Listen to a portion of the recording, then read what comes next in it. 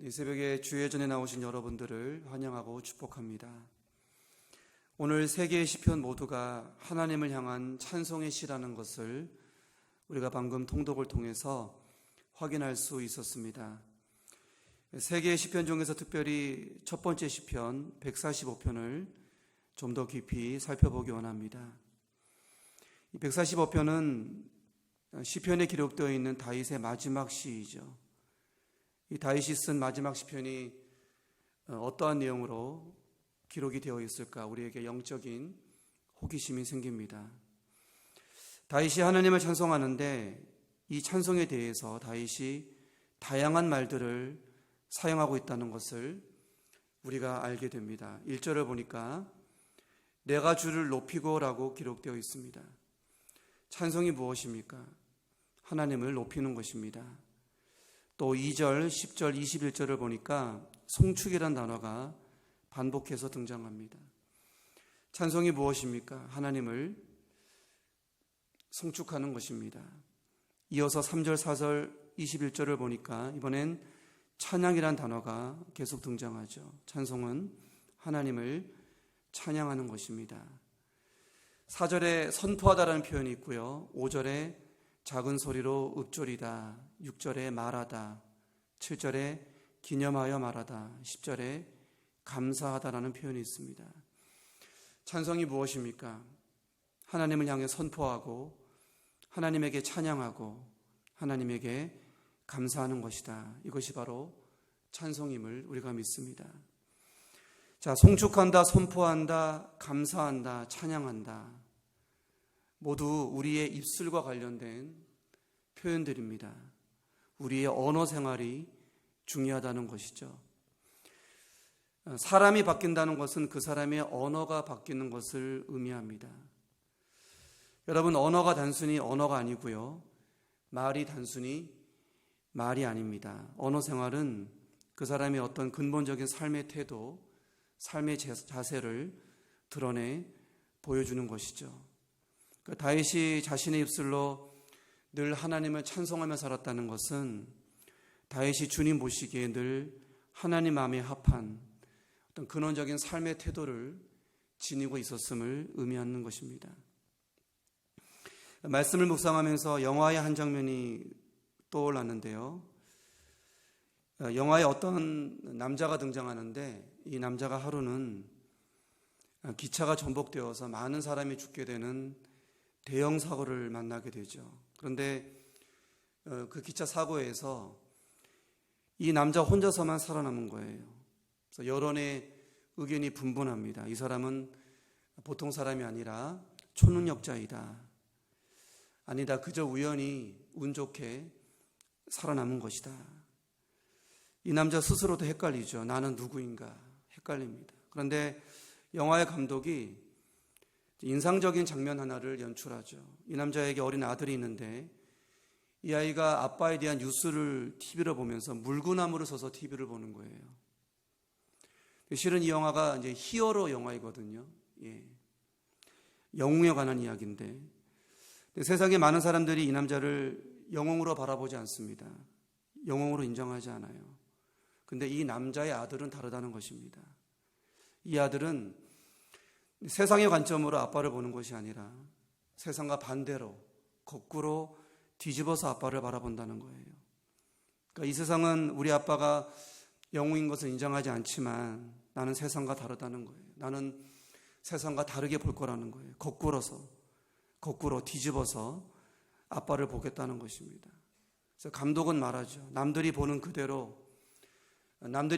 관점 그대로 판에 박힌 사고방식으로 세상을 볼 것이 아니라 거꾸로 뒤집어서 창조적인 관점으로 세상을 바라보라는 것입니다. 여러분, 신앙이 무엇입니까? 오늘 설교 주제에 따라 신앙을 정해보자면 신앙은 이 세상과 나 자신을 거꾸로 보는 것이다. 뒤집어서 보는 것이다. 저는 그렇게 믿습니다. 이 세상의 관점대로, 이 세상의 가치대로 나 자신과 민족과 교회를 보는 것이 아니라 하나님 나라의 관점으로, 하나님의 관점으로, 복음의 관점으로 거꾸로 뒤집어서 바라보는 것이 신앙이다. 자, 다윗이 세상의 관점으로 자신과 자기 민족을 바라봤다면 왜 원망거리가 없었겠습니까? 왜 불평거리가 없었겠습니까? 왜 분노하지 않았겠어요? 다윗이 사울왕을 바라볼 때, 골리앗을 바라볼 때, 압살롬을 바라볼 때 왜 화가 나지 않았겠습니까? 그러나 다윗은 거꾸로 본다는 것입니다. 뒤집어서 본다는 거예요. 하나님의 관점으로 본다는 것이죠.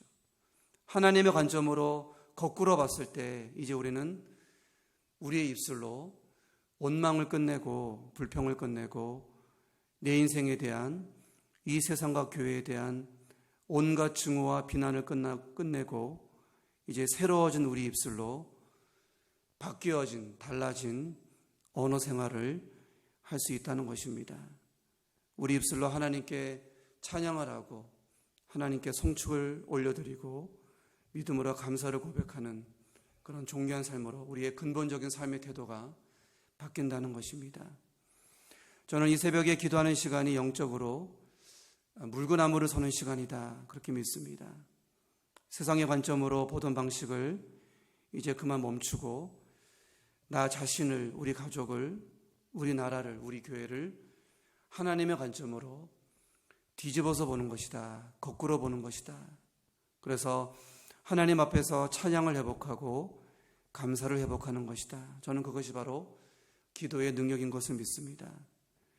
오늘 하루 우리 성도님들의 언어 생활, 말의 생활이 근본적인 우리의 삶의 태도가 절망과 낙심과 불평과 원망이 아니라 하나님을 향한 송축과 감사와 찬양이 되기를 소망합니다.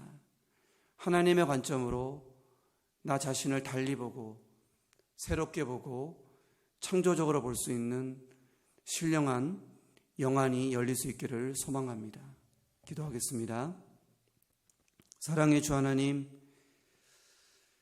다윗이 쓴 마지막 시편의 찬송시를 보면서 우리의 언어 생활과 우리의 말의 생활과 우리의 근본적인 삶의 태도가 바뀌기를 소망합니다. 세상의 방식 그대로 나 자신을 보면, 이 세상을 보면 아무런 희망도, 아무런 기쁨도 감사도 없습니다. 그러나 이제 우리가 거꾸로 뒤집어서 주님의 관점으로 세상과 나 자신을, 우리 가족을, 우리 교회를, 이 나라를 바라보기 원합니다. 오늘 또 주님의 관점으로 더 크게 입을 벌려서 하나님을 찬양하고 하나님께 감사하는 삶으로 우리의 삶을 인도하여 주시옵소서. 예수님의 귀하신 이름으로 기도드립니다. 아멘. 하늘에 계신 우리 아버지, 아버지의 이름을 거룩하게 하시며 아버지의 나라가 오게 하시며 아버지의 뜻이 하늘에서와 같이 땅에서도 이루어지게 하소서.